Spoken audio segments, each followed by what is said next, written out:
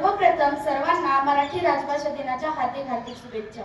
मी या महाराष्ट्र भूमीत जन्मले याचा मला खूप अभिमान आहे आणि माझ्या मराठी भाषेचाही मला खूप अभिमान आहे। आज मराठी राजभाषा दिन आहे, या निमित्त मी कवी कुसुमाग्रज यांची कणा ही कविता सादर करीत आहे।